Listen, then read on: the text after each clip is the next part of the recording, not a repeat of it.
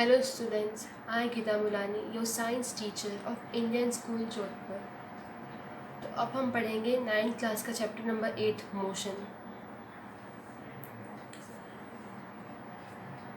अब देखो, कोई भी बॉडी या कोई भी थिंग दो स्टेट में हो सकता है, या तो वो रेस्ट में हो सकता है या मोशन में हो सकता है। तो अब इन दोनों को एक एक करके समझ लेते हैं, रेस्ट क्या होता है और मोशन क्या होता है। तो रेस्ट में हमें दिया है, a body is said to be in state of a rest when its position does not change with respect to its reference point. किसी भी बॉडी या किसी भी ऑब्जेक्ट को रेस्ट में तब कहा जाएगा जब उसकी पोजीशन चेंज नहीं होगी किसी भी रेफरेंस पॉइंट से लिए। तो चलो एग्जांपल समझ लेते हैं। मान लो यहाँ पर कोई भी एक ये है शॉप, यहाँ पर ये है इसका स्कूटर। तो आप यहाँ देख सकते हैं कि स्कूटर यहाँ पर यहीं है अभी तक, ठीक है ना। ये शॉप यहाँ, स्कूटर फिक्स पोजीशन पे यहाँ खड़ा है। तो ये क्या है, स्कूटर अभी रेस्ट पे है। एग्जाम्पल आप ले सकते हैं, जैसे कि ये पेन पड़ा है, ये पेन ऐसा कैसे पड़ा है, जब तक मैं लिखूंगी नहीं जब तक ये क्या होगा, रेस्ट पे होगा। अब भाई जब इसको मैंने अगर लिखना स्टार्ट कर दिया तो अब क्या है, मेरा हाथ मोशन में आ गया। अभी तक मेरा हाथ रेस्ट पे था, अब ये क्या आ गया, अगर लिखना स्टार्ट कर दिया तो मोशन में आ गया। अब अपन पढ़ते हैं मोशन। अब देखो चैप्टर का नाम ही मोशन है, तो हम इसको अच्छे से समझ लेते हैं। A body is said to be in motion when its position changes with reference to reference point. कोई भी बॉडी या कोई भी ऑब्जेक्ट, उसको मोशन में तब कहा जाएगा जब वो अपनी पोजीशन में चेंज करता है अपने रेफरेंस पॉइंट से। इसको भी एग्जाम्पल देखो। अब ये है रेफरेंस यानी कि शॉप है कोई। अब यहाँ एक स्कूटर पड़ा है, ठीक है ना। बट अब क्या, ये स्कूटर मोशन में आ गया, स्कूटर मूव करने लग गया। स्कूटर अब यहाँ से लेके अब स्कूटर कुछ सेकंड बाद यहाँ पर पहुँच गया। अगर हम रेफरेंस पॉइंट से कंपेयर करें यानी कि शॉप से, तो पहले स्कूटर यहाँ था, अब यहाँ पर आ गया है, यानी कि इसने अपनी पोजीशन को चेंज कर लिया है। तो इस कंडीशन में कहेंगे स्कूटर क्या है, मोशन में। जो भी हमारा ऑब्जेक्ट है या हमारा ऑब्जेक्ट है मोशन में है। अगर स्कूटर अपनी पोजीशन चेंज नहीं करता तो रेस्ट में, अगर स्कूटर अपनी पोजीशन चेंज कर लेता है तो मोशन में। मोशन के टोटल 3 टाइप्स होते हैं, वो कौन कौन से हैं, यहाँ पे तीनों देखो लिखे हुए। इसमें फर्स्ट है लीनियर मोशन। लीनियर मोशन बिल्कुल एक स्ट्रेट लाइन में होता है। जैसे यहाँ पर हमने देखा कि स्कूटर क्या एकदम स्ट्रेट लाइन में, जैसे यहाँ फिर अपन ने कोई बॉल थ्रो करी तो वो कैसे एकदम स्ट्रेट लाइन में जाती है। सेकंड है सर्कुलेटरी मोशन। सर्कुलेटरी मोशन में कोई भी ऑब्जेक्ट होगा वो सर्कुलर पाथ चलेगा, उसे कहा जाएगा सर्कुलर मोशन। जैसे कि एकदम सर्कुलर, एकदम। ऑसिलेटरी मोशन में ऑब्जेक्ट हमेशा अपनी मीन पोजीशन से आगे या फिर पीछे जाएगा। जैसे टू एंड फ्रो से आपने देखा होगा, कोई वॉच में पेंडुलम होता है तो वो क्या होता है, पहले आगे जाता है फिर वापस उस जगह पे पीछे जाता है। तो ऐसे टू एंड फ्रो मोशन को अपन कहते हैं ऑक्सिलेटरी मोशन। क्लास 9 में अपन को तीनों मोशन को नहीं पढ़ना है, अपन को सिर्फ पढ़ना है एक लीनियर मोशन जो कि एक स्ट्रेट लाइन में होता है।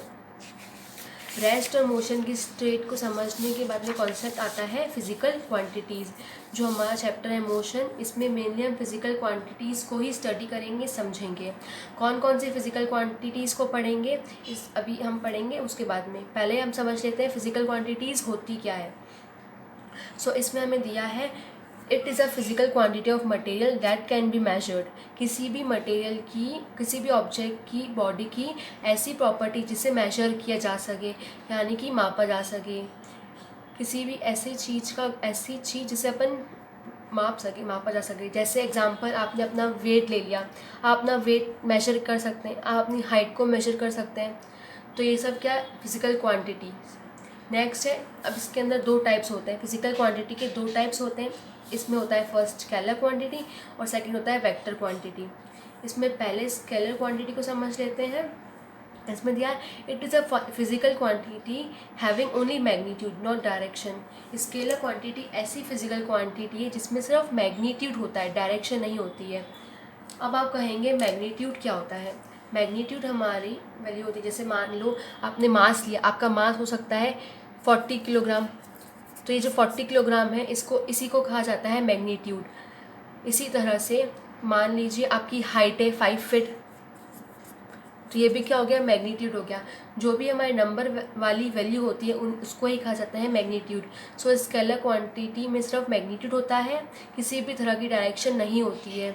और डायरेक्शन ना होने का मतलब क्या होगा, डायरेक्शन का कोई भी इफेक्ट नहीं पड़ता स्केलर क्वांटिटीज़ पे, उन पर।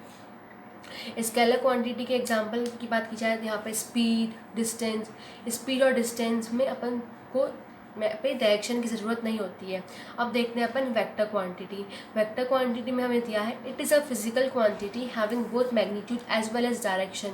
वेक्टर क्वांटिटी ऐसी फिजिकल क्वांटिटी है जिसमें मैग्नीट्यूड भी होता है और इसके साथ साथ में डायरेक्शन भी होता है। ये हमें मैग्नीट्यूड दिया है, जैसे कि मान लो 48 किलोमीटर। अगर इसके साथ में डायरेक्शन लगा दी जाए ईस्ट डायरेक्शन, तो ईस्ट क्या है, कोई डायरेक्शन दी हुई है, तो यहाँ पे अपन को दिया है 48 किलोमीटर ईस्ट, तो हमें यहाँ पे मैग्नीट्यूड भी है और एक डायरेक्शन भी दी गई है। तो जहाँ पे मैग्नीट्यूड भी दी हो और डायरेक्शन भी दी हुई हो, ऐसी क्वांटिटी को कहा जाता है वेक्टर क्वांटिटी। अगर वेक्टर क्वांटिटी की एग्जाम्पल की बात की जाए, यहाँ पे दिया है velocity, acceleration, displacement, momentum, force, ये सभी क्या है, वेक्टर क्वांटिटी एग्जाम्पल है। अब जैसे एग्जाम्पल, अब मैंने बोला कि मैंने नॉर्मल जनरल लाइफ से एग्जाम्पल बताती हूँ कि मैंने गेट पर फोर्स लगाया 5 न्यूटन का, बट मैंने गेट पे फोर्स लगा दिया 5 न्यूटन का, बट फिर भी वो जो गेट है वो खुल नहीं रहा। ऐसा क्यों? मैं उस पर गेट पर 5 न्यूटन का फोर्स चाहिए, उतना मैंने फोर्स दिया है तो गेट तो खुल जाना चाहिए था, बट नहीं। अब मैं गेट जहाँ खुलना चाहिए उस डायरेक्शन में नहीं खोल रही हूँ, उसके अपोजिट डायरेक्शन में खोल रही हूँ, तो ऐसे तो नहीं खुलेगा ना। तो फोर्स में क्या, अपन ने फोर्स तो लगाया, बट उसके साथ में अपन को एक एग्जैक्ट डायरेक्शन भी पता होनी चाहिए कि बाहर की तरफ खुला है तभी तो खुलेगा। तो वेक्टर क्वांटिटी में मैग्नीट्यूड के साथ साथ में हमें डायरेक्शन भी पता होनी चाहिए। और इस चैप्टर में अब आगे हम पढ़ेंगे, देखो डिस्टेंस पढ़ेंगे, डिस्प्लेसमेंट पढ़ेंगे, स्पीड, वेलोसिटी और एक्सीलरेशन, और उसके बाद में पढ़ेंगे अपन इक्वेशंस ऑफ मोशन पढ़ेंगे। तो बाकी का हम पढ़ेंगे हमारे नेक्स्ट पार्ट में।